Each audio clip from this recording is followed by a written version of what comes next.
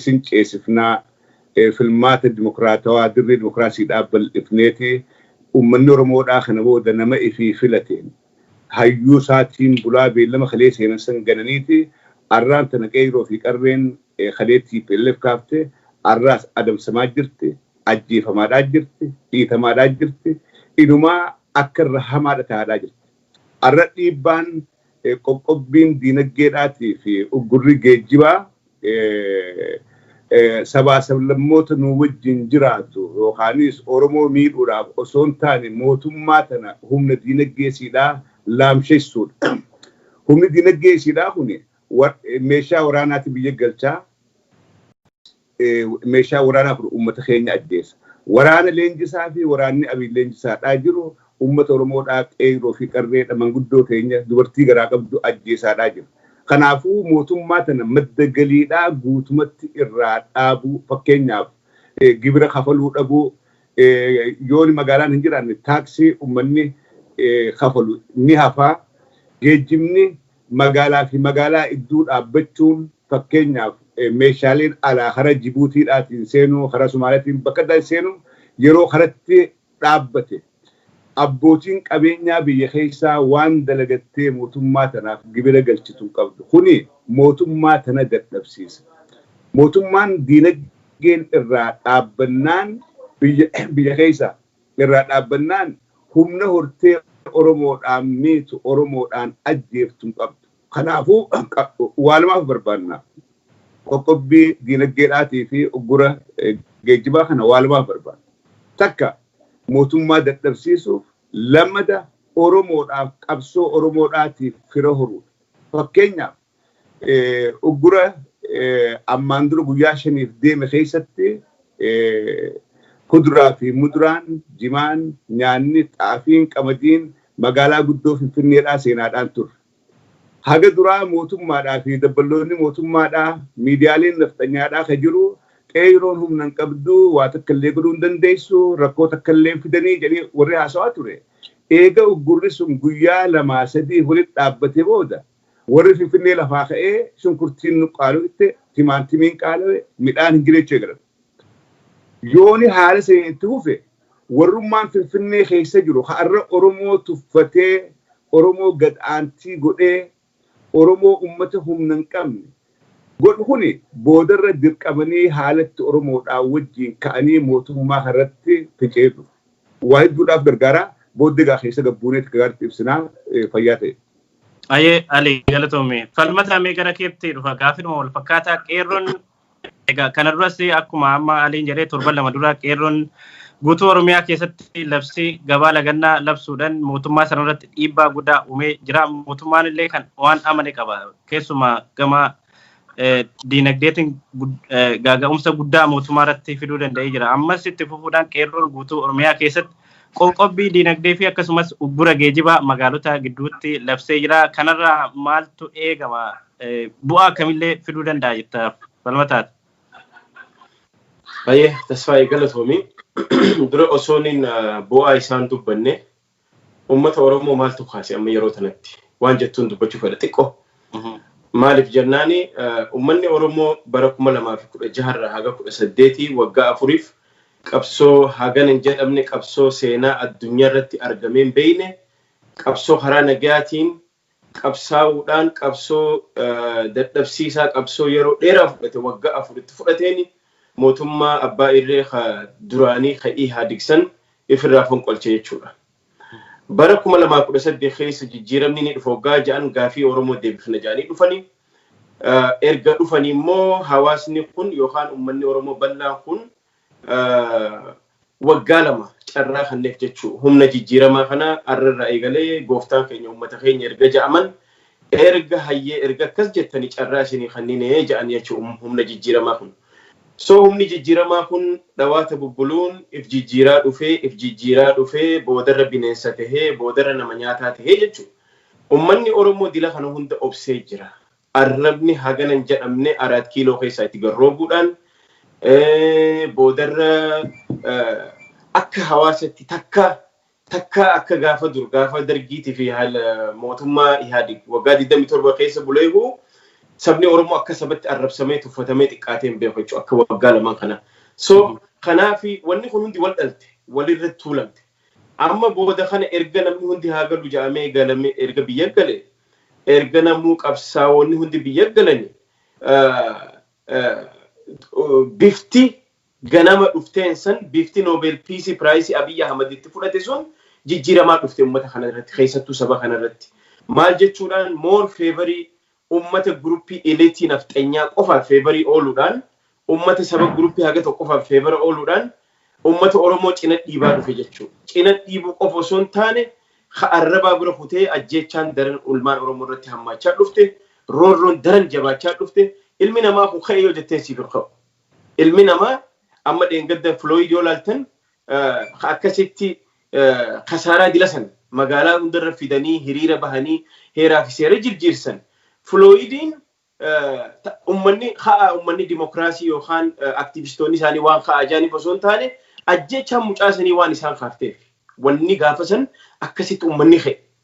Arra Oromoon akkanuma lafaan kaane beeka roorroo isiitu hammaate. Arra immoo keessa kutaniiti bulchiinsi Abiy Ahmed keessa kutee roorroon isaa keessa kutuudhaan nama Oromoon akka ijanniin qaba jettu institution Oromoo sirna abbaa gadaa haa ta'u abbaa qabeenya Oromoo haa ta'u miidiyaa akka Oromoon ijaaf laallattu akka ijaaf gurra laallattu aktivistii keessa akka isin ijaaf gurra laallattu artistii keessa akka ijatti laallattu santu arraan tana shirri siyaasaa irra dalagamee Haacaaluu nyaate jechuudha. Erga inni nyaadhame halkan tokkotti ganama sanitti arraan tana hayyoota silaa Oromoon ni qabattu hunda hidha guuran jechuudha. So kuni maal fidee akki isaan calculationatti fudhatan nuti saba kana cabsuudhaaf Oromoo cabsuudhaaf yoo waan feenillee goone torbaan takka guyyaa 3 yookaan torbaan takka wacanii usanii jechuudhaan calculation akkasii fudhatanii tarkaanfii hama ilma keenyaas ija duraan fudhanii hayyoota keenyaas nu jala hidhan jechuudha. Amma erga sanii Oromoon erga Haacaaluu wareegamee fi erga Jawaar Mohaammed hidhame ta guyyaa 3 yookaan torbaan takka wacee mana galtoo osoo hin tahin ilaa hadhaa qabsoo argameen beeyne akka amma dura muummichi ministeeraa Itoophiyaa Mallas Zeenaa waan jedhe የኦሮሞ ህዝብ ሰውን አይነካም ግን የተነሳ ቀን እንኳን የኢትዮጵያ ወታደር አይደለም የአፍሪካ ወታደር አይመልሰውም ጀ ሰን ረጋዳን አርጋ ጅራን አንተ ኦሮሞን ዱጋን ሀዶይት ኒ ሂታ ሚቲ ማነ በርኖታ ኤርገጉቴ በከፈቴ ሂዲ ማለ ኦሮሞን ቀብሶተን ዱበ ዲቢ አንጀ ሰሆናፉ ዱቢ ስራ ገባብሱፍ ቡአን አሲራ አርገሉ ማሊ ቡአን ቀብሶን ቱኒ ከራ ለማን ዲምቲ ተኮ አፋን ሁምና ቀወይቲን ፍራቡፍታ ሞቱማ ባይደቶ ተኮ ሞ ፊንጨለው መታቲን So ummanni Oromoo experience qaba fincila ummata kana keessa dabre course itti qaba degree itti qaba jechuudha already degree itti qabdi Oromoon qeerroo fi ummanni bal'aanis kanaaf arraan tana erga sirni kun nuti warra qabsaawee lubbuu 5,000 itti gabbare nutti duida garagalee immoo nutti bineensatee ergaas nu deebi'e erga qaqqaroo teenya jajala fuudhee nu jala hidhe ammaan booda duida keenyarra bobbaatee hin galtu jechuufi gabaan lagannaa ammaan dura guyyaa 5 godhame akka obboleessi Yaaliin guyyaa lamaan dura fakkeessuudhaaf kashfal minaamin ja'anii xixiqqeessuuf yaalii godhan immoo guyyaa sadaffaas bahanii timaatiin Finfinnee keessa qarshii 30 seene ja'anii miidiyummaan isaanii achi gabaasaa ture jechuudha. Hagam takka akka dhiibbaa godhanii beenu. So amma nuti dhiibbaa duraan godhamte tanarratti dhiibbaa dabalataa godhuufi amma immoo qoqqobbii dinagdee osoo duula gabaa lagannaa qoqqobbii dinagdee mootummaa kanarratti dinagdee isaa laamsheessu maaliif Oromoon qabsoo karaa nagayaa tana taasila persentii 10 irraan deemna hanga amma xiqquma irraa fayyadamte hanga amma so kanaaf kuni qaama sanirraa geejjibni akka sossoone dhoowwuun economy kana dhawa warra sirna kana deeggaran yookaan advertise godhan baankii isaa ta'u insuraansii isaa ta'u aksiyoona haa ta'u yookaan naggaadii taajiroota dhuunfaa haa ta'u warra sirna kana deeggaran isaan kanarraa ittiin bitannu ittiin gurgurannu akka isaan sochoone sochii dhorkina ja'amee dhufame kanaaf bu'aa guddaa qaba san gubbaan gibirrinis yeroo gibirri guuramu waan ta'eef gibira siin kafallu maaliif already nu madeessitee jirta already nu hadheessitee jirta waan ja'aniif I think dubbiin dheeressee isaa boodarran deebi'a because dubbii tanaatu ta'umtuu miti yoo itti bule malee kanaafuu asuma irratti dhaaba obboleessa kiyyaa fi carraa kana boodaan dabaladha. No, in dheerannee galatoome bal'inaatti deebina keessumaa uggurri dinagdee fi sochiin gabaa kuni maal faa of keessatti qabata bal'inaan waan jedhu bal'inaan irra deebinee haasofna. Mee Ali gara keetti dhufa keessumaa koronaa vaayirasiidhaan wal qabatee addunyaan kun yeroo dinagdeen addunyaa kana baay'ee raafamaa jirtu keessatti Itoophiyaan gama Itoophiyaattis koronaa vaayirasiin kun dinagdee biyya sanaa irratti rakkoo guddaa fidee jira. Dinagdee biyya sanaa hubee hedduu miidhee jira. Keessumaa daandii qilleensa Itoophiyaa ji'aan qarshii miliyoona hedduu argatu yeroo ammaa kan akka bifa sanaan jiru kallattii adda addaatiin importiin exportiin biyya sun irraa argattu baay'ee yeroo kufee jiru kana keessatti qeerroon labsii qoqqobbii dinagdee fi uggura geejjibaa labsee jira. Kun mootummaa irratti dhiibbaa hagam miidhuu danda'a? Sochii dinagdee irratti miidhaa fide yeroo jennu maal fa'aadhaatti dhiibbaa fiduu danda'a? Kun immoo akkamillee jabaatee itti fufuu qaba jetta? Fayyaadee gaaffii bareedduudha haaftee bara duraa keessa Ameerikaa aangoo qabatetti yeroo miidiyaa irratti wanni inni haasa'u ankadhaan beekaa kadhadhee dhabeen beeku gaafaan Faransaay dhaqees miliyoonaan garaan fuudhee gaafaan Ameerikaa dhaqees biliyoona 3 fuudhee gaafaan Jarman dhaqees harka qullaan galuu kadheetiin argadhaa jee yeroo miidiyaa irratti beerraa waan kadhatee harkachuudhaa dandeettii kadhaan qabu kana dubbata. Kana jechuun biyyoota alaatiin wajjin dippiloomaasii bareedduudha qabnaa. Biyyoottan alaa nu gargaaruudhaaf Itoophiyaa gargaaruudhaaf qophiidha waan jiru keessatti himaadhaa ture jechuudha. Har'a eegaa Hacaaluun ajjeefamee namni ka aayikanii qabsoo Oromootti ilaalamu hidhamee hooggantoonni bilisummaa Oromoodhaa hidhaman booda uummanni Oromoodhaa kan diyaaspooraa jiru gargaarsa mootummaaleen gootu kana iyyee irraa dhaabee jira. Sanuma duraahuu har'a biyyoottan addunyaadhaa Ameerikaa irraa eegalee biyya guddoo namni ifirra deebee jira. Eega dhukkubni koronaa kun dhufee akkamitti uummata keenya dandamachiifnaa akkamitti ikoonoomii keenya akkam kufne dandamachiifnaa malee akka duritti akkamitti wal gargaarraa biyyoota hiyyeessa nama hiyyeessa akkamitti gargaarraa san addunyaan irra keessaa baateeti ifirra deebitee jirti. Mootummaan Itoophiyaadhaa xayyaara qofaa miti. Galiin guddaan hotel turizim warri biyya san seenu hoteelan Finfinnee keessaan ama 20 duraan deemee ama 20 boodaan Finfinnee deebi'ee magaalaan Finfinneedhaa hoteelan gurguddaa 5 staarii hedduu qabdu kumaantamaan qabdu. Hoteelan kana warra biyya keessaatiif hin jaarre turistii alaa seentu diyaaspooraa alaa seenuuf jaaran hoteela qaqqaalii arraan kana hoteelan san galiin galaaf hin jirtu turistiin alaan seentu warri diyaasporaan galu xayyaarri deemaadhaan jiru kun hundinuu xayyaara caalaa waan hoteela laa dhabaniitu irra guddaan. So osoo kun haala kanaan jiru sochiin biyya keessaa uummanni keenya godhuus gaafa irratti dabalamte har'a mootummaan kun miidiyaa heddummina qabaachuudhaan dabballee olola ooftuuf miidiyaa irraa guyyaa 24 hours oofuudhaani waan kana akka mootummaa jabduudhaa fakkeessaadhaa jiran malee biyyoottan Afrikaa keessaa biyyatti miskiinni gargaarsa addunyaadhaatiin jiraattu bara 2016 keessaan se'a. Maayyirraa asoo gulakkoo Itoophiyaan sadaffaa dhabaati. Biyyoottan hiyyeessaa Afrikaa keessaa gulaaltu Itoophiyaan sadaffaa dhabaati. Gargaarsa irratti hundooyi.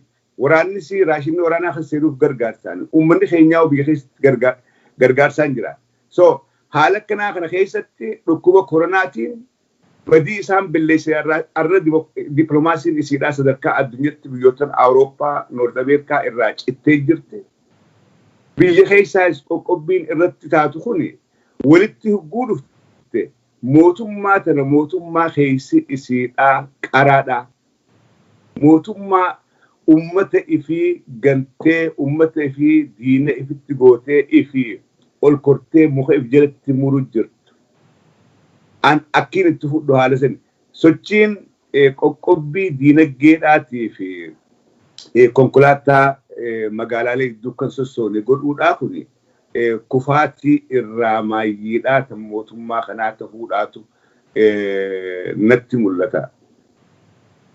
Tole galatoome Ali falmataa gara keetti dhufa. Mee waan tooftaa qeerroon ittiin qabsaa ture keessaa tokko tooftaa fi tarsiimoo keessumaa bara Oromoo protestii waggoottan arfan Oromoo protestii gaggeeffamaa ture keessaa tokko tooftaa fi tarsiimoo qabsoo karaa nagaa kan ture keessaa tokko qoqqobbii gabaa yookaan labsii lagannaa gabaa geejjiba irratti gama adda addaatiin qeerroon gochaa ture keessaa kun isa tokkodha.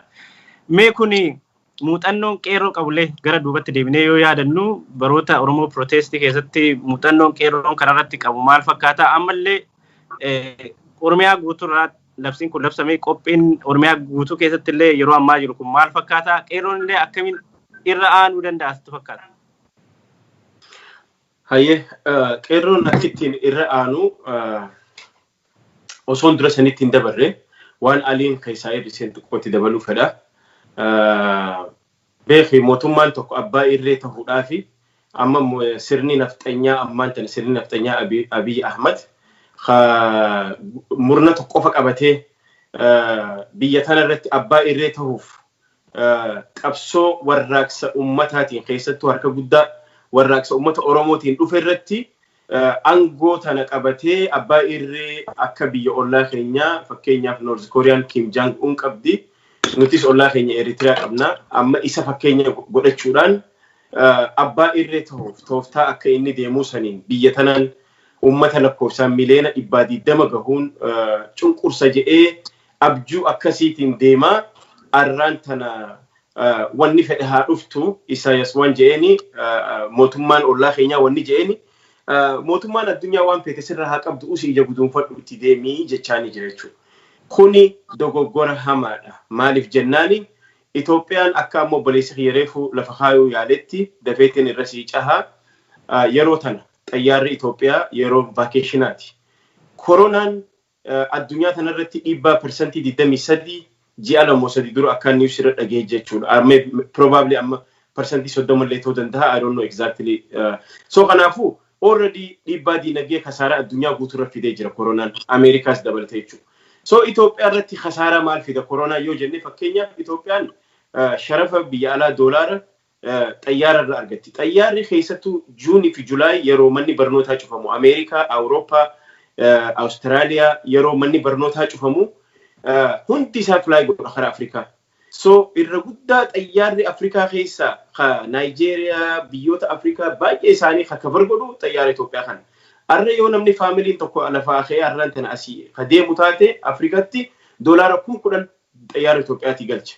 Arra qarshii doolaara Ameerikaa biliyoona meeqaan shalagamu ji'a lamaan kana sababa koronaa dhabdee jirti. Takka. Lammaffaa remitensii jedhanii maallaqa biyya alarraa ergamuu jira. Kunilleen ummanni keenyaa fi ummanni adda addaa dur karaa baankiitiin ergu baankii Itoophiyaatiin arraan tana karaa adda addaatiin ergaa jira. Kunilleen irraa eebbisee jechuudha. Sadaffaa waan biyya alaa erganii waan akka bunaa waan akka jimaa waan adda addaa ka biyya alaa erganii silaa sharafa argatamu sababa sochiin Oromoon hadhooytee jirtuuf duyda hiyyarra waan bobbahaa jirtaniif sochiin daangawee jira waan jedhaniif kanarraa illee irraa irrata. Sharafni biraa argamu turizimii fi ummata akka keenyaa kagola jechuudha.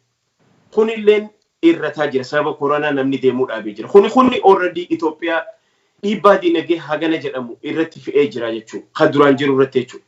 So kana gubbaan ga'ati arraan tana Oromoon oggaa diiddaa kana akkana cimsitee itti fufte mana manarra deemee nama eegamoo waraana kana nyaachisamoo poolisa nyaachisamoo san gubbaan harki 50 mindaan harka mootummaa eeggate jechuudha. So kun hundi irra dabalamaa jira. Dhugaadha yeroodhaaf akka obboleessi kiyyee haa nama jiru fakkaatu malee arraan tana sirni Abiy baaluuni afuuffaa qilleensa afuufanii qilleensa irra gadhiisan yoo marfeen uratu hafuurri irraa yaa'u takka habalaree hafu akkas jira qilleensa irra jira beezan qabu jechuudha. Maaliif jennaan waa hundi harka baqaa jira. Maaliif mootummaan Itoophiyaa nama mindaa yoo xiqqaate kaampaaniilee addunyaa tanarraa achirratti argaman jedhan hundi mindeessee jiraachaa jiru haabii isaa jechuudha biyya san keessatti. So kanaafuu kun hundi matarra waa walii garagalee jiruuf yoo Oromoon teenya yoo qeerroon diddaa isii yoo dhugumaan dhiigni hacaaluu isaan wanni godhu taate yookaan hoggantoonni keenya haa hiikama yoo kajaan taate diddaa kana cimsanii itti fufuudha. Duula qoqqobbii dinagdee mootummaarra haayame kana cimsanii hadheeffatanii qabsoodha jedhanii godhu. Maaliif isin jedhee sirraan gabaabsaa Finfinneen arraan tana addunyaa irratti biyya dippiloomaasiitiin sadaffaadha. Niiyorkii fi Jeneevatti aantee Finfinneetti aana. Maaliif Afrikaa keessaa Afrikaan achi ta'a, dippiloomaasii hedduu achi keessa ta'a. Isiin immoo handhuura Oromiyaa keessa jirti jechuudha. Wanni hundi Oromoo irra bobbahee itti dhaqa jechuudha. Ati arraan tana yoo torbaan dabretimaatiin tokkarshi diddamseene yoo arra karaa uummanni lakki gahe ammaan tana. Tana booda ani arrabfamaa, ani akka sabatti uffatamaa, shiran ani hin dalayne siitu dalage jettanii fi shiran polotikaa daleedanii saba biraa ajjeeftanii Oromoo godhe jechaa, qeerroo godhe jechaa, waan natti roorrisaa jirtaniif amma booda nagahee jira jechuudha Oromoon. Dubbii teetareef sanirra si deebi'uuf. Maaliif sanirraa muuxannoo waan qabuuf arraan tana ta durarraayis waan qabu arra hudhee qabee jira jechuudha. So kanaafuu yoo Rabbiin jedhee wiixata as deemu kana yookaan guyyaa isniina as deemu kanarraa sochiin geejjibaa ni dhaabbata jechuudha guutuutti. Inshuraansii irraa hin bitannu, baankii isaan dhaadheessan hin bitannu, abbaa sooressa yookaan dinagdee mootummaa kana deeggaru wajjin hariiroon qabaannu ittiin bitannu, ittiin gurgurannu, gibira kafallu. Kun hundi sochii karaa nagaa irraa keessaa tokko. Karaa cufuun sochii karaa nagaati. Mootummaa kana kokkee qabda. Already koronaan dadhabsiisee jira. Already waan adda addaati waan dadhabee jiru. Sila arraan tana mootummaan kun ummata mana hidhatti ol guuruu osoo hin taane as baasee isaanii wajji haasoo godhu qaba biyya tan tasgabbeessuuf. Lakkii je'ee yoo nama miliyoona 120 ignore godhee murna haga tokko eliitti manafxanyaa haga tokko ofa dhagahee yoo kadeemu taate ifumaaf hallayya deema Oromoon isaa miti waggaa 27 hanga funyaanitti hidhateeru fonqolchiteeti arraan tana agarsiiftee jirti. Kanaaf biyyi Oromoodhaaf isnaakiidha. Isnaakiin beektamii kan nyaata dura nyaatan. Isnaakii akka isnaakiiti Oromoodhaaf. Maaliif Oromoon already qabdee jirti. Huutee jirti ala keessan. Akka aliin jee ala kana already fandiin adda addaa hold godhamaa jira, qabamaa jira. Dubbiin bakka Nobel Peace sanii miti namichi kiilarii jennee asiif hiriira itti bahaa jira jechuudha galgalaa kana. Maaliif dhugaadha waan argaa jirru jechuudha. Waraanni arraan tana ilma keenya muka baalaa nyaachisaati kophee kaskisiidhaan akkasiin mataa keessa gadhawan. Obboleessa keenya ajjeesaniiti qalan. Arra dubartiin teenya ta ji'a 5 garaa ulfa qabdu waan akkanaa ka agarree dhageenyeen beeynu. Gudeedanii ilmoon garaa baate bakka adda addatti. Kun hundi maal gochuudha? Oromoo tana hadheessuuf, Oromoo tana jinneessuuf waan godhamaa jiru. Kanaaf arraan tana Oromoon kuni nagahuu qabaa jira jechuudha Oromoon. Bakka kun nagaha ammarraa eegalee an sirna kanaa wajji haasawan qabu jechaa jira jechuudha. So kana siin tasfaa'e. Ayyee falmataa galatoome. Ali gara keetti dhufamee labsii qeerroon guutuu Oromiyaa keessatti labsi kana fashaleessuudhaaf gama tokkoon haqqisuudhaaf mootummaan shira adda addaa akka xaxaa jiru Oromiyaa irraa argachaa irraa karaa keessatti qeerroon nuun qaqqabsiisaa jiru keessumaa qeerroo badhaadhinaa jechuudhani qeerroo badhaadhinaa waan jedhamutu dhagahamaa jira. Qeerroon badhaadhinaa kun maal akka ta'e kan hin beekamne. Akkasumas labsiin labsame hin jiru jechuudhaan bakka adda addaatti qeerroo adamsanii hidhuudhaan gama adda addaatti mootummaan kun waan baay'ee raawwachaa jira. Kana akkamiin hordofaa jirtu? Akkasumas dhimma kanarratti ergaa maal qeerroodhaaf qeerroo fi qarree guutuu Oromiyaa keessatti labsii uggura gabaa fi geejjibaa kana labsanii fi asirratti ergaa maal dabarsita Ali? Fayyaade wanni gariin wanni jarri kun godhu namaasni hubalchiisaa. Wanni opiniyoon godhaa jirtu namaasni hubalchiifti. Qeerroo Oromoodhaatii fi qarree Oromoodhaa arraan tana TPLFin walitti hidhanii ergamtoota TPLF jechuun faatu dhaga'ama. Akka waan kakalee TPLF amma 27 ergamaadhaa ture. TPLF wajji saamsaa ture isaan ta'etti qabsaa'ota ijoollee qeerroo fi qarree hayyoota keenya garii TPLF walitti hidhuudhaan mul'ata. Qabsoo qeerroo fi qarreen of akkana maqaa balleessuudhaaf isaan paawura miidiyaatti faayidaawadhaa jiran. Of course Oromoon miidiyaan arra biyya keessaa qabduu fi sataayitii gubbaa qabdu miidiyaa muraasa. Namni Oromoodhaa miti jarrummaan kunuu akka biyya keessaa odeeffannutti miidiyaan dhageeffatan miidiyaa OMN'dhaa kana. Miidiyaan isaanii dhibbaantamaan olola kijibaa kana akka waan qeerroon wanta kan dhage. Qeerroon Oromoodhaa harki 99 badhaadhina yookaanis biltsiginnaadha deeggartii warreen gartee diddaa yookaan lagannaa goona jee uummatatti himaadhaa jiru kun ergamtoota TPLF jedhanii tiyaason. Kuni nu ajaa'ibsiisuu hin qabu. Amma dura warreen hoogganni biltsiginnaadhaa kun hooggana masaraa mootummaa keessa dhaabbatee qeyroo fi qarreedhaan girrisaa gaafa jedhan harka dhawaadhaa ture Dr. Abiy Ahmed. Achirraa qabanii hooggantoonni isaa gadi inumaa maqaa girrisaadhaa kana qeyroodhaa fi qarree Oromoodhaatiif baasaniiti girrisaadhaan alaa fi keessatti yaamaadhaa turan. Girrisaan akka gartee niikneemii yookaanis maqaa qoosaadhaa kan gareen nafxanyaadhaa ergamtu gareen biltsiginnaadhaa tun qeyroo fi qarree Oromoodhaatiif baafteetti. Kanoonnis kaasuuf maqaa billeessuu amman eegalle duraan tiran nuutu amma harkaa jira malee akka aangoo qabatee beeta mangistii keessaa gaafa qeyroodhaan girrisaa jennee maqaa billeessuu eegalle. Amma karaa dubbii jettee deebi'uudhaaf sochii ammaan tana haatu kan amma labsaa jirru OMN labsaa jiru hayyoonni Oromoodhaa labsaa jiru kana laamsheessuudha kaayyoon isaanii lakkii sobaa OMN buusuu hin dandeenye isaa OMN hin jiraanne dhugaadha soba jedhuu danda'an.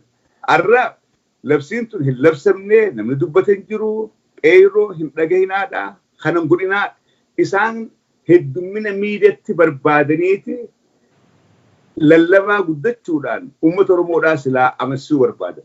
Dhugaan jirtu uummanni Oromoodhaa qeyroon kalee TPLF cabsitee haafte arraas hangasirra jabaattee jirti malee hangasirra laaffattee hin jirtu. An qeyroo Oromoodhaatiif wanniin dhaamu. Olola miidiyaan nafxanyaadhaa hin dhageeffatinaa. Miidiyaan nafxanyaadhaa ka biyya keessaa fi alaa dabraa jiru. Bobbaan isaanii guddoon hamilee qeyroo cabsu, hamilee Oromoodhaa cabsu, seenaa Oromoodhaa belleessu, seenaa Oromoodhaa xureessuudhaa fi Oromoo akka kaanitti cabsuudha kaayyoon isaanii humna dhaban malee. Kana baroota dheeraa bara 150 kan gabrummaa jala jirru duulli kanaa deemaadhaa ture.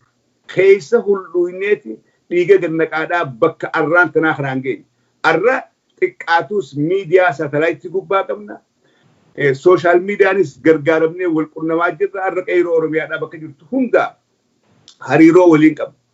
Uummanni keenya biyya keessaa fincila yookaan diddaa ammaan tana godhu kana keessatti olola miidiyaaleen nafxanyaadhaa oofan dhageeffachuu dhabee dhugaa qofa jala deemee dhugaa fudhatee hanga hoogganni isaa hidhamee hidhaa jiru haal duree tokko malee hidhaadhaa gadhiifamutti hanga haal duree tokko malee beellamni kalee Oromoodhaaf seenan mootummaan Dr. Abiy isin ceesifne dirree dimokiraasiidhaa bal'ifnee kana booda Oromoon nama ifiin filatteen bultiin sun hanga deebitee Oromoon nama ifiin barbaaddu filattee bultutti qabsoon qeyroodhaa hamile caba tokko malee itti fufuu qabaa jeetiin gorsaa warreen wanni eeggachuu qabdan odeessa garii qabnu irratti guyyaa 5 ammaan dura Oromiyaa keessatti fincilli teessan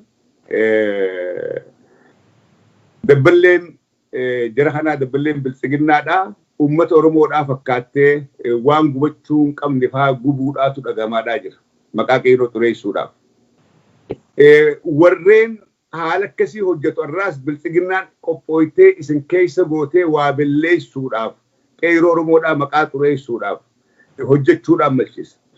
Akkuma amma dura baroota 6 dabran qeyroon deemaa turtetti sirnaan naamusaan hamtuu eeggachaa sabaa fi sablammii eeggachaadhaa qabeenya warreen dhuunfaadhaa eeggachaadhaa tarkaanfachuudha qabanii dubbii reefoo falmataan jeen gaddibeessaa abbootii qabeenyaa ta Oromoodhaa ta isin keessa jirtu kan mootummaadhaa gooltee mootummaa wajjiin dhaabbattee qeyroo miitu uggurarra haaya irraan bitinaa ittiin gurgurinaa. Abbootii qabeenyaa tan labsii hayyoota Oromoo labsii qeyroodhaa tana tarkaanfattee makiinaa ifii gadhiiftee bololaaf ergitu. Dura gorsaadhaa sanboodaan qeyroo waan gootu beektu. Osoo jarjartanii waan belleessine dura abbootiin qabeenyaa qoodarraa fudhachuudha qaban labsii kana. Xiqqaa fi guddaan Oromoodhaa qoodarraa fudhachuudha qaba. Miidiyaadhaan labsamaadhaa jira. Qabsoon godhamaa jirtu qabsoo sabaati. Qabsoo namoota muraasaatti miti. Qabsoo gootu keessatti dhiibbaa walitti godhuun wal dirquun waan jiraate. Sabaa fi sablammoota nu keessa jiraatu. Qabsoo teenyaa wajjin dhaabbatan abbootiin qabeenyaa tan Oromoon ta'in wajjin dhaabbadha. Yoo qabsoo teenya dura dhaabbatanii mootummaa wajjin dhaabbatan irraan bitinaa ittiin gurgurinaa. Tooftaan ammaan tana uggurree mandee kanarraa yookaanis guyyaa isinirraa eegalu kuni wanni akka gaariitiif wareega qeeroodhaa hedduu gabbuusa hedduu xiqqeessa. Injifannoo guddoodha qaba. Gabbaatanii hiriira baanee dhumuun hin jirtu. Dalagaan qeeroodhaa takka qofa. Karaalee jiru, karaalee gurguddaa deemu muruu cufuu qofa. Uummanni keenya kan magaalaa fi baadiyyaa keessa jiru qabeenya warra mootummaa wajjin dhaabbatanii irraa bituu dhabuu qofa. Makiinaa warra mootummaa wajjin dhaabbatuu yaabbachuu dhabuu. Qarshii takka fuunee qarshii takka tabooda deebitee hojjeeftu warra sanitti kennuu dhabuu qofaan injifachuudha dandeenyaa qeeroodhaaf amma dhaamsiin qabu waa'ee booda keessa deebine malee hagadumaa falmataan akka gaarii dubbatee jira fayyaa ta'a. Galatoomii Alii falmataa meetis yaaduma wal fakkaataa qeerroon labsii guutuu Oromiyaa keessatti labsee jira. Keessumaa silaa tuquuf kan yaalte giddugala gabaa biyyattii kan taate akkasumas handhuura siyaasa fi dinagdee Itoophiyaa kan taate Finfinnee ugguruun kaayyoo isa jalqabaa akka ta'e karaa adda addaatiin irra deebi'amee dubbatamaa jira. Finfinnee ugguruun bu'aa maal qaba? Keessumaa qeerroon kallattii hundaan daandii gara Finfinneetti dhufu ugguruun bu'aa maalii qaba? Akkasumas sabaaf sablammoonni guutuu Oromiyaa keessa jiran yeroo adda addaatti warri kaadiree sabaaf sablammoota kanatti fayyadamuudhaan dukkaana banaa turanii, konkolaataa isaanitti fayyadamaa turanii, taaksii magaalarraa magaalatti fayyadamaa turanii. Kanarratti illee sabaaf sablammoonni Oromiyaa keessa jiran akkamiin qabsoo uummanni Oromoo gaggeessu, qabsoo qeerroo fi qarreen gaggeessan wajjin dhaabbachuullee danda'u, wajjin dhaabbachuullee yoo hin dandeenye akkamiin jalaa goruu danda'u. Uummanni keenya qeerroon keenya kanarratti illee sabaaf sablammoota wajjin shira mootummaan xaxuu danda'ullee akkamiin irraa of eeguu qaba falmata. Bareeda tasfaayee gaafii bareedduu na gaafatte.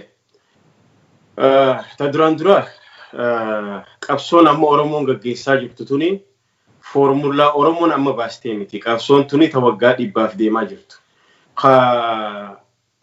Uummanni qoratee PhD irra dalagee qabsoon ammaan tana diddaa fincila amma qabsoon takka hiriiraan gabbaata. Tuni ta diddaa agarsiisuuti. Non cooperative mootummaa didu jechuu wajjiin hirmaachuu didu jechuu. Kana Oromoon waan kana gochuuf tarsiimoon haalli mijataadhaa fi lakkoofsi Oromoo hagami. Kanaatu murteessa jechuu. Gabaaba waan takka waan nama formula achi ofuu hin barbaachisu. Iskirriitti dalagu hin barbaachisu. Maaliif jennaani arra odoo silaa sabni Oromoo jedhamu lafti Oromiyaa jedhamtu Finfinnee irraa fagoo taate akka Gaambeellaa fa'aa koornara irra teessi. Godina takka taate dhugaadha. Qabsoon kun isiin baasu bilaashuma aarsaan jirre kafaltii jechuu. Arra Oromoon population Itoophiyaa keessaa 50% erga isa taate. Miliyoona 50 ergate. Lafti isii lafa mijooftuu tarsiimoodhaaf. Karaan Jibuuti irraa galu, karaan Moyyaalee irraa galu, karaan Sudaan irraa galu yoo Oromiyaa irra bobbahee galu taate duwidda Oromoo irra bobbahee galaa jechuudha. Akkasumaan lakkoofsa baay'ina ummataatiin Oromoon laf tarsiimoo gahaa qabdi. Oromoon formulaan addunyaan itti fayyadamte kana osoo lubbuu aarsaa hedduutti hin kafalle mootummaa kana jilbeeffachiisuu dandeessi jechuu karaa gabaabatti. Maaliif jennaani arraan tana Finfinneen yoo xiqqaatte nama miliyoona hin beeku miliyoona 5 takkaasanii olii keessa jiraachuu danda'an. Lakkoofsa xiqqaa miti takka jedhe. Immoo Finfinneen arraan tana ilmaan Oromoo meeshaa isaanii keessaa baasanii ala gad darban ijoollee kireeffatte. Finfinneen arra Haacaaluu awwaalcha dhorkite. Finfinneen arra OMN akkamina keessa taa'ee FM 100 miidiyaan 100 gamaa gamana itti duulee miidiyaa haqaa kasabaaf sablammootaaf ummata qimaantiif sagalee ta'e silxeef sagalee ta'e, guraageef sagalee ta'e, sidaamaaf sagalee ta'e, miidiyaa sabaaf sablammootaa kun akkamiin keessa ta'a Finfinnee jette tana Oromoon immoo agarsiisu qabdi jechuudha. Kun yakka miti. Kun yakka miti. Mootummaan tokko gaafa seenaa addunyaa irratti mootummaa sabaan wallolee takka uummata bal'aa wallolee injifate hin jiru. Dhugaadhaa riphee lolaan walloluu danda'a mootummaan tokko. Garuu saba gibira irraa guurrattu. Saba tokko wajjin immoo mootummaan wal qabee mo'achuu hin danda'u jechuudha. Kanaaf Oromoon haalli isii karaa hundattuu injifataa waan ta'eef daldalaan Oromoos ta'ee ka afaan Oromoo dubbatu sabaaf sablammoonni Oromoo keessa jiraatan warreen Oromoo keessatti qabeenya horatee Oromoo jiraatu kabajaan labsii qeerroon baafte kana qoqqobbii diinagdee waan isaan baasan waliin corporate godhu irratti hirmaachuu. Immoo abbaan kana dide fedhu Oromoo ta'uu danda'a, fedhu Silxee, Guraagee, Walaayitaa, Hadiyyaa abbaa fedhe ta'uu danda'a jechuudha. Yoo labsii qeerroo kana cabse isaatu tarkaanfii irra fudhatee jechuudha. Maal jechuudha? Kuni qabsoo karaa nagayaati. Qabsoo mootummaan addunyaatti sin gaafanne jechuudha. Ta'amma diraamaa isaan amma dheengadda Shaashamannee irra dalaganii halkanuma tokkotti waan dilasan itti yaadanii qeerroo maqaa balleessuuf, Oromoo maqaa balleessuuf, qabeenya namaa gubanii intarneeta guyyaa 20 takkaa cufanii biyya alaa kana gurra nu duuchaa turan. Maal jechuudhaan? Biizinasa Amaaraa qofa keessaa filanii gubanii, biizinasa Kiristaanaa qofa keessaa filanii gubanii, Amaara qofa keessa ajjeesan jaanii gurra nu duuchaa ba'anii tanneen ni cufaadha. Arra gizee gadhiifammoo biizinasni Islaamaa dhibbani caala. Akkasuma Oromoon akka mootummaan amane dhibbaaf wahii huje sigalee. Somaali kun diraamaa poolitikaatu saba kanarratti dalagamaa jira. Kanaafuu sabni kun sirna nafxanyaa ka isarratti daadee baafatee isa nyaachuuf deemaa jiru kana naagahee jira jee dura dhaabbachuu qaba. Kanaaf waan ati reefuun tana jette aansanniin tuffadha. Amma ati fakkeenyaaf qeerroo maarree ijaaree qeerroo maarree tana tuni ummata Oromoo sobuu hin danda'an. Ummanni Oromoo akka reefsin jee warra yuunivarsiitii seenee bee qabsoodhaan amma yeroo kanatti. Qeerroo jechi yoo kuni bar simbooliidha. Fakkeenya malee bar akkoon dheengadda qurxaa asirra kaayatee gaafa Oromoo protestii ceetu bar isinis qeerroodha. Jaarsi manguddichi roobetti agaazii akkasii qurxaan inninis qeerroo bar qeerroon bar simbooliidha malee Oromoon jaarsi waggaa 80 ilmi waggaa 8 hundi isaanii qeerroo beeku hin beekan jechuu mootummaan kun.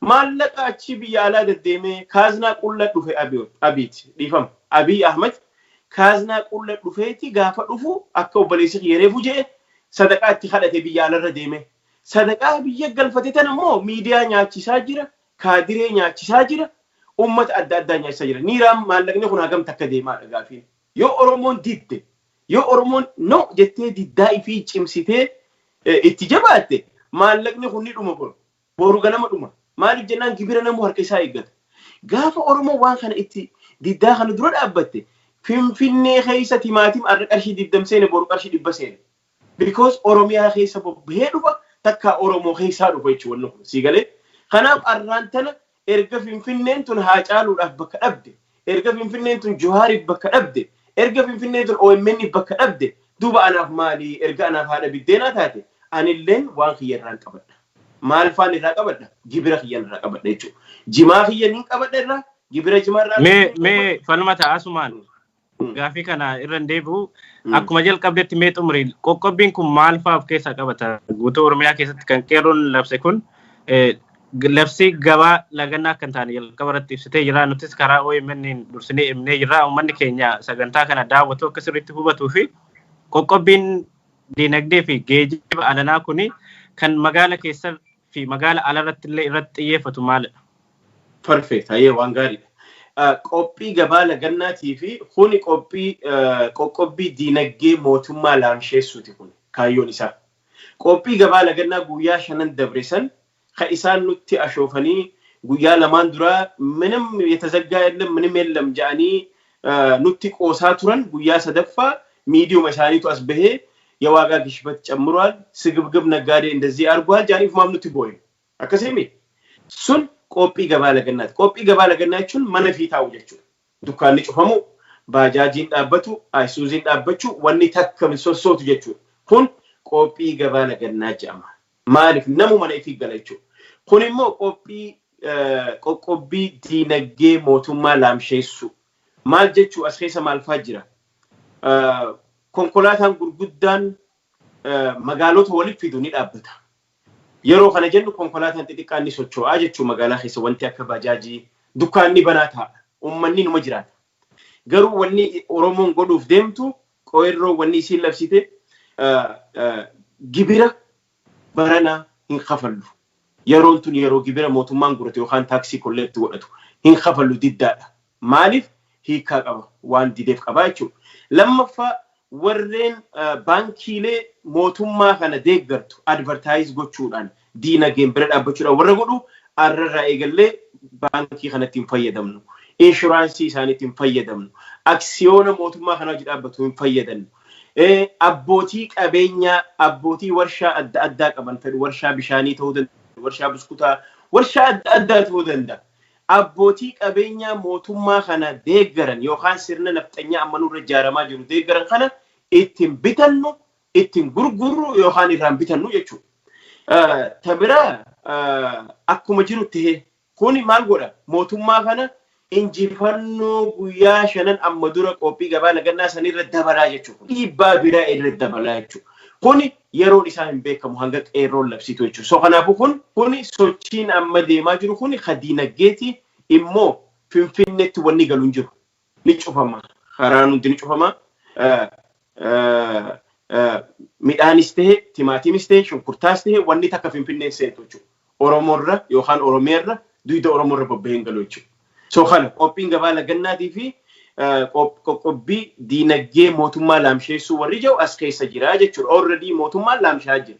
Already karaa xayyaaraa waan mareefu dubbannee turistii waan adda addaa sadaqaa biyya alaa kanarratti ati immoo gibira yoo dhoowwatte ati immoo deebitee yoo taaksii kafaluu didde ati immoo deebitee yoo waan kana dhaabde mootummaan kan ni jilbiifata. Maaliif jennaan waraannummaanu arrasii lolu kun na caqasi Oromoo. Waraanni arrasii lolu kun kaan ilmaan eessuma keetiiti, kaan obboleessa keeti, kaan ilma adeera keetiiti. Yeroo gabaabduuf situmuu danda'a, yeroo gabaabduuf si jeessu danda'a immoo ni hifata. Gaafa ati diddaa jabeessi ni hifata. Soota ati dubbiite sirraan cufaa dhiifama wachi. Dubbii ati amma qeerroo jaaratan jettu tana tuni feekiidha uumaan fiddu because maallaqa xiqqoodha yoo fagaatte nama takka lama magaalaa hunda keessaa bibbituu danda'a. Tana Oromoon irra dammeexee jirti. Namni irraa bitatu hin jiru. Waan amma kaadireen ganda keessaa oftuni tuni hin daleedu tuni diraamaa faashinii itti dabreensiin jechuu barbaada.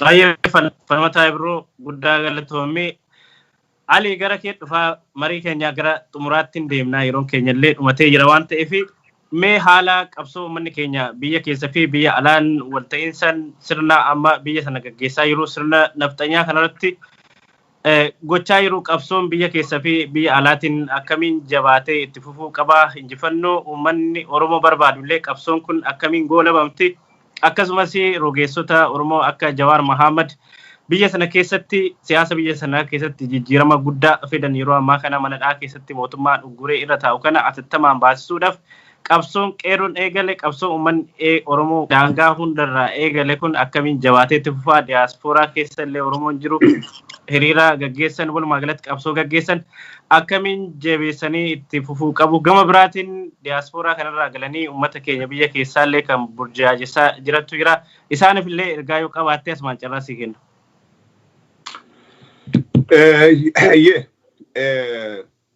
Jawaar Mohaammed fi Baqqalaa Garbaa Abdii Raggaasaatii fi intala dubartiidhaa tan TPLF amata 10 ol hiite caaltuu takka lafaadhaatu mana hidhaadhaa jira. Warri dhiiraatii fi isinan gara jabeenya mootummaa tanaa caaltuu takka laadhaa ilmoo harma bituu qabdi. Arra garuu ilmoo siitis manatti hidhaniitii haadharraa akka harmalluuyne haadhammoo mana dukkanaa keessatti hidhaadhaa jiran. Jara kana hawaasu qeerroo Oromoodhaati.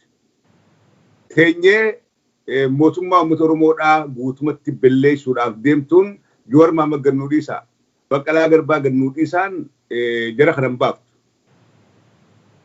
Qabsoo qeerroodhaa fi qarreen Oromoodhaa, qabsoo abbootiin qabeenyaa Oromoodhaa, qabsoo barsiiftonni barattoonni Oromoodhaa godhan cichanii godhaniitu jara kana hidhaadhaa gadhiisisa.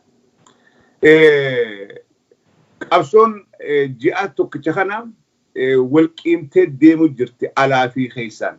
Magaalaa Minisootaadhaa magaalaa Lakkuu keessaa namni torbaan lameen duraa halkanii fi guyyaa alarraan galle.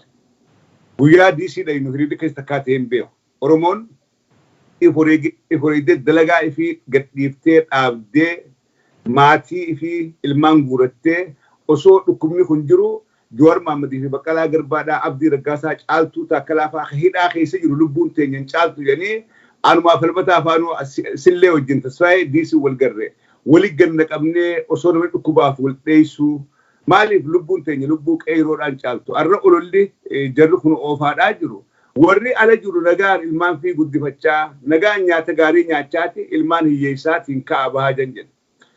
Waan san garuu hiriirri diisiidhaatiif hiriirri ji'a tokkicha kana Minneapolis keessatti ta'u jiru, Jarmanitti ta'u jiru, Ingilaanditti ta'u jiru ragaa dhaba. Yeroo hamtuu dukkanootuu kana keessa Oromoonni diyaasporaadhaa waliin gannaqamanii dhukkubni nu qabu isaa nu qabu. Nujjeessus haa nujjeessu jedhanii godhaadhaa jiran. Kun murannaa uummanni keenya alaa fi keessaa qabu, aarii uummanni keenya qabu, dhiibbaa hamtuu mootummaan tun uummata Oromoodhaa belleessuudhaaf qabdu. Arkaniitti dhugaa kun galtee fi namni keenya alaa fi gaafa biyya keessaa qeeroon baatee dhomte asii ilaalan, alaa ilaalan. Gaafa qeeroon tokko nurraa ajjeefame ala kanaa booda kuni hariiroon uummata Oromoodhaa alaa fi keessa jiru waliin qaban Oromummaadhaatu walitti nu hidha. Cunqursaa hamaa keessa galleetu akka mataa walitti qabannee gaafa isaan achii ban nutis asii baanee gaafa isaan achi iyyan nutis asii iyyinee qabsoo akka walqiimtee deemtu godhaatiis turre godhuufis ta'e. Amma guyyaa iseerraa eegalee dhugaadhaa diddaa qoqqobbii dinagdeedhaatu eegaluudhaaf deema.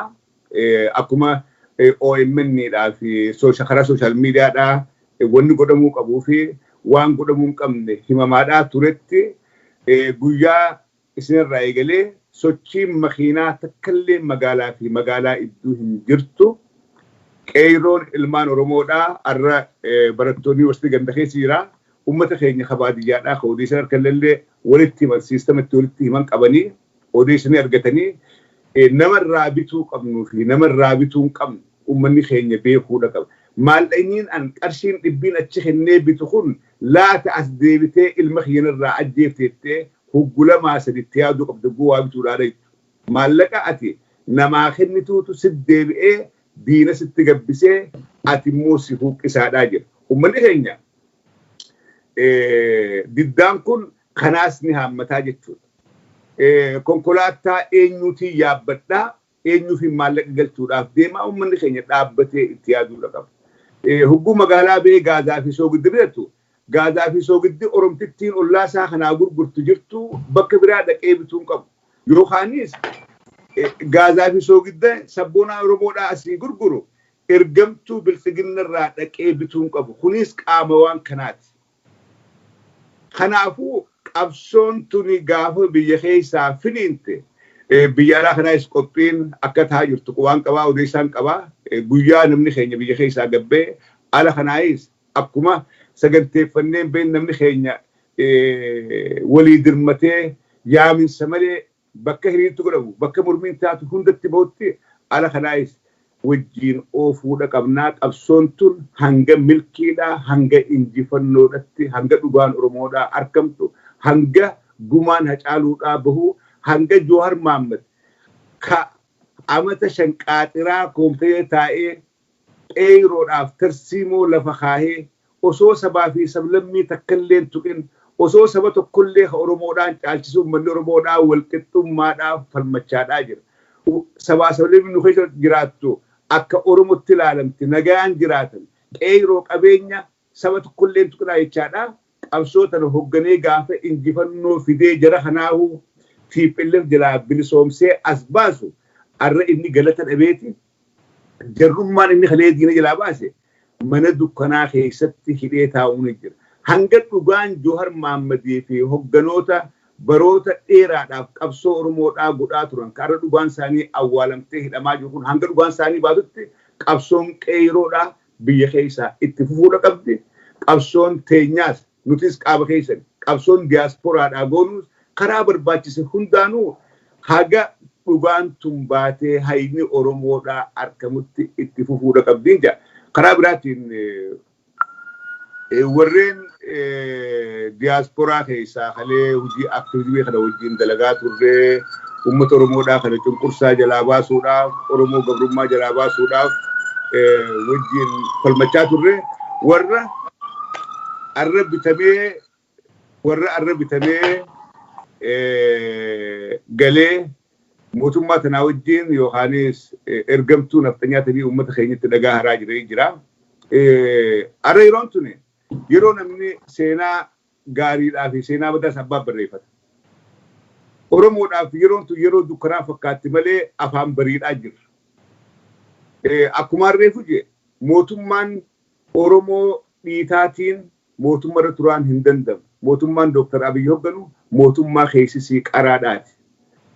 Ilmaan Oromoodhaa kan mootummaa tanaa wajjiin dhaabbattanii mootummaan tun mootummaa umrii qabaattu jettanii garaadhaaf jecha ummata keessanitti diinaa wajjiin dhagaa haraadhaa jirtan yeroon dhaabbattanii if gaafattanii maaliin godhatin jettan yeroon isaa arraan booda hin hafu. Kanaa booda waan ta'u hundaafuu Oromoon amma dura dhiifama goote. Oppidiyoo amata 27 olaantummaa garee takkaa eeguudhaaf ummata Oromoodhaa harkarraa murtee miilarraa murtee reeppi gootee dubartii dhiira daa'ima osoo hin jenne qawweedhaan fixaa turte.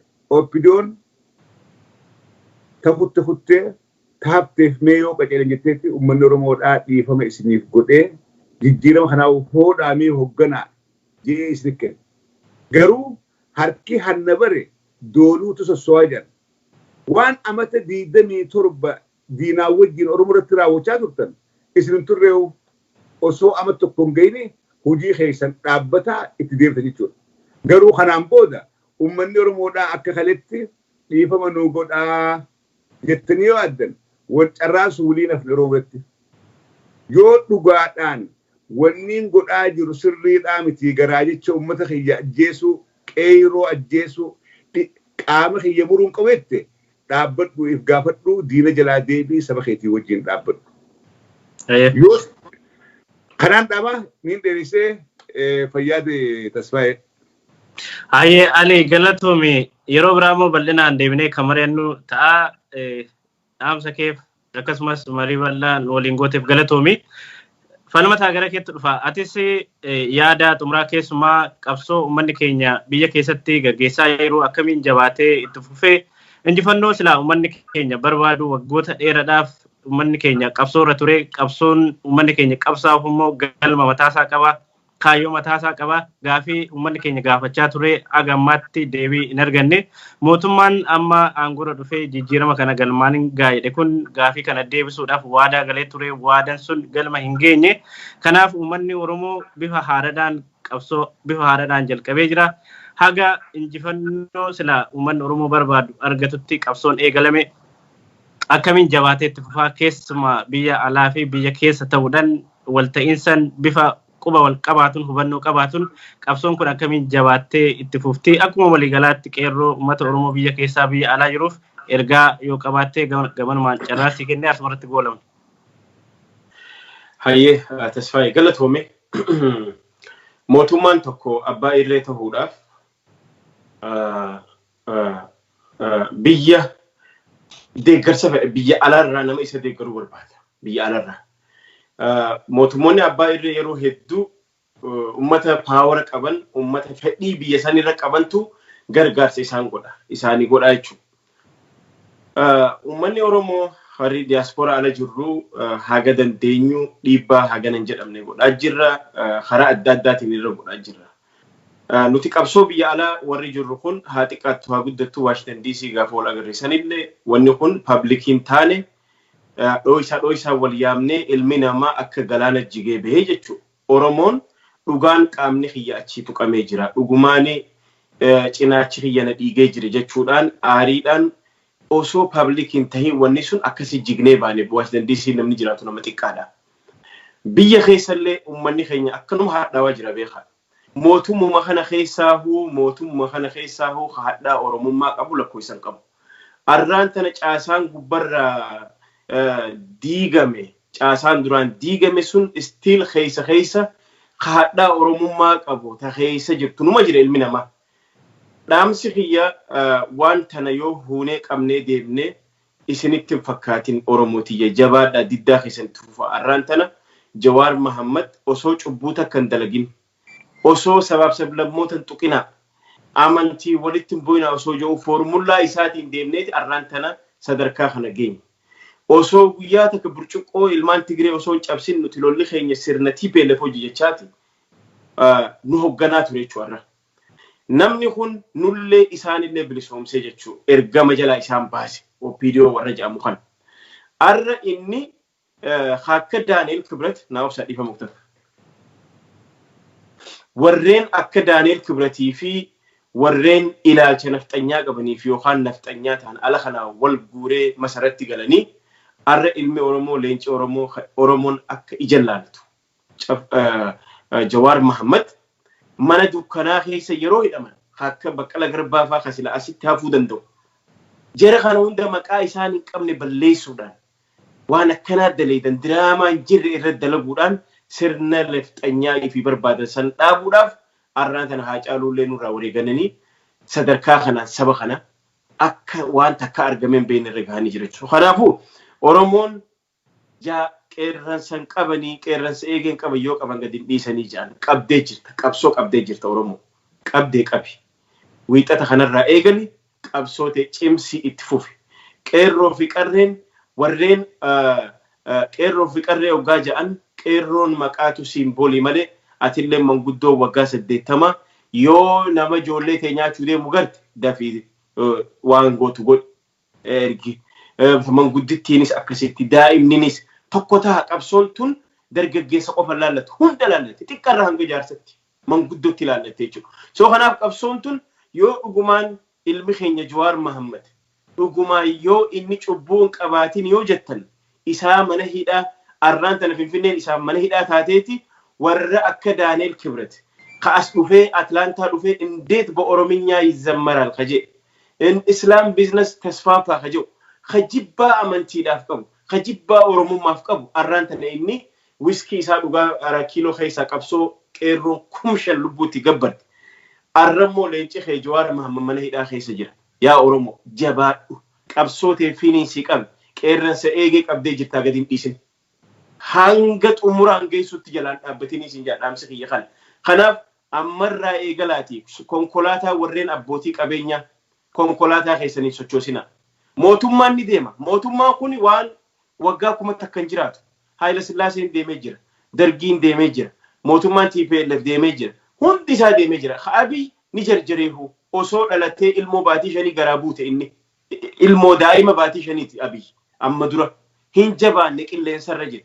Kanaaf immoo waan inni deemuuf laaltee garta jabaadhu yaa Oromootiyya dura dhaabbadhu yoo dhugumaan cubbuu Jawaar Mahammad hin qabne irra haayanii mana hidhatti yoo gidirsaa jiran taate leenca kee qabsoo tanaaf jabaadhaa dhaabbadha. Warreen immoo tika mootummaa keessa jirtan waraanas taha poolisas taha ijoollee teessanitti hin dhukaasinaa. Ijoollee teessan wajjin akka duraan aantummaa agarsiiftan san aantummaa keessan agarsiisa har'a qeerroodhaaf. Warri poolisa keessa jirtan feetan federaala keessa jiraadha feetan Oromiyaa keessa jiraadha. Immoo akka Facebook irra garrisan ilmo Oromoo baala nyaachistanii kophee kaskissanii mataa keessan dhayina ilmo Oromoo cubbuu isin qaba. Mootummaan kun boru ganama ni diigama. Ni diigama Oromoon isinirra aanu teessi. Garuu ilmi Oromoo ilma Oromoo akkasiin godhu. Yoo ilma Oromoo yoo nafxanyaa afaan Oromoo dubbatu takka ilaalcha nafxanyaa qabu qofa ilma Oromoo irratti roorroo akkasii gaggeessu. Arraan tana liyyu haayilii Oromiyaa jechuudhaan yookaan humna addaa Oromiyaa jechuudhaan dubartii nama meeqaan seenanii gudeeduudhaan waan akkana addunyaarra dhageenye hin beeknuti. Dubartii ulfaa maali? Magaalaa Ciroo dubartii ulfaa gudeedan humni addaa wanni kun Haramaatti akkas godhan Ambootti akkas godhanii tabaatii 5 garaa baate. Aboo obboleettii qabnaa bara aboo haadha qabnaa bara jaartii qabnaa bara ilmaan qabnaa bara namni akkamitti dubartiitti garaa jabaata. Kuni mootummaan kun mootummaa nu hadoochuuf nu gabroomsuuf nurra deemaa jiru waan ta'eef Abiy Ahmad nuuf hin ta'u jettee Oromoon sirriitti jala murtee leenca fi mana hidhaarraa baafachuu qabdi. Leenca qeerroo abbaa qeerroo baafachuu qabdi. Kanaafuu Oromoo jabaadhaa qabsoon isinitti jirtan formula isin baaftan osoo hin taane formula addunyaan tun waggaa dhibbaaf itti fayyadamaa jirtu formula addunyaan itti milkoofte kan isinillee itti milkooftan kanaafuu jabaadhaa diddaa keessan gibiran kafalina konkolaataa socho'uu dhorka magaalaa jidduu magaalaa keessaa socho'uu barbaade. Gibira hin kafalina baankii isaanii dhaqina inshuraansii isaanii fayyadamina aksiyoona isaanii fayyadamina bishaan kaampaanii warra abiyyi deeggaruu hin dhugina dhageessanii nyaata qonqollee yoo kaampaaniin sun yoo abiyyi maali biltsiginnaa deeggaruu taate dhaabbadhaa jira kasanii ala warra garaachaaf bitamee saba kana gurguruuf arrallee wixxifataa jiru akka waan sirni kun ilaa forever waggaa kuma jiraatu isinif fakkaatee arra saba kana gurgurachaa jirtan seenaa jalaan baatan amma booda immoo qeerroonis ummanni Oromoo